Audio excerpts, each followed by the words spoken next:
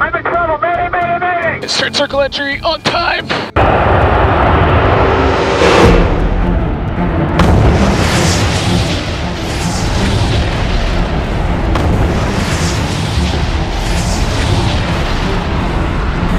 Seat ইজেকশনের পরেও কেন মারা যান ফাইটার প্লেনের পাইলট? হলিউড বলিউডের সিনেমায় একজন পাইলটের সিট ইজেকশন করা যতটা সহজভাবে দেখানো হয়, আসলে কি বিষয়টা ততটাই সহজ? সিট ইজেকশন সিস্টেম মূলত যুদ্ধ বিমানের একটি গুরুত্বপূর্ণ এবং জীবন রক্ষাকারী ফিচার।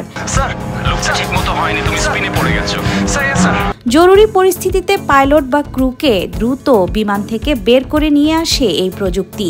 শত্রুপক্ষের আঘাত বা বিমানে কোনো যান্ত্রিক ত্রুটি দেখা দিলে সিটের পাশে থাকা একটি লিভার টেনে ধরেন পাইলট। লিভার টানার 0.2 সেকেন্ডের মধ্যে পাইলটকে বিমান থেকে বের করে নিয়ে আসে এই সিস্টেম।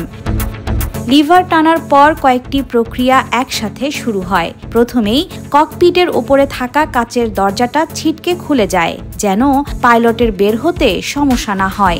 একই সাথে সিটের নিচে থাকা ছোট্ট একটি রকেট পাইলটের সিটটাকে 200 থেকে 250 ফুট পর্যন্ত উপরের দিকে তুলে দেয়। সিটে থাকে একটি সেন্সর যা পাইলট ভূমি থেকে কতটা উঁচুতে আছে তা নির্ণয় করে। যদি খুব বেশি উপরে থাকে তবে একটি নির্দিষ্ট সময় পর প্যারাশুট খুলে যায়, আর যদি পাইলট ভূমি থেকে কম উঁচুতে থাকে তাহলে তাৎক্ষণিকভাবে প্যারাশুট খুলে যায়। জরুরি পরিস্থিতিতে সিটের লিভার টানা থেকে প্যারাশুট খোলা পর্যন্ত সময় লাগে মাত্র 3 সেকেন্ড। প্যারাশুট খুলে গেলে স্বয়ংক্রিয়ভাবে পাইলট সিট থেকে আলাদা হয়ে যায়। এই পুরো প্রক্রিয়ায় সবচেয়ে বিপজ্জনক বিষয় হচ্ছে গতি। সম্পূর্ণ বিষয়টি ঘটে খুবই দ্রুত, আর প্রচণ্ড গতির কারণে সৃষ্টি হয় প্রচণ্ড শক্তি। এই প্রক্রিয়ায় একজন পাইলট তার শরীরের উপর 14 থেকে 16 জি ফোর্স অনুভব করেন। সাধারণ যাত্রীবাহী বিমানে যেখানে মাত্র 1.3 থেকে 1.5 জি ফোর্স অনুভূত হয়। ফলে পাইলটের কাঁধে, মেরুদণ্ডে এবং পাঁজরে গুরুতর আঘাতের সম্ভাবনা থাকে। প্রচণ্ড প্রশিক্ষণ না থাকলে এই সময় পাইলট জ্ঞানও হারাতে পারেন। অনেক ক্ষেত্রে দেখা যায় পাইলট সারা জীবনের জন্য পঙ্গু হয়ে যায়, এমনকি মারাও যায়।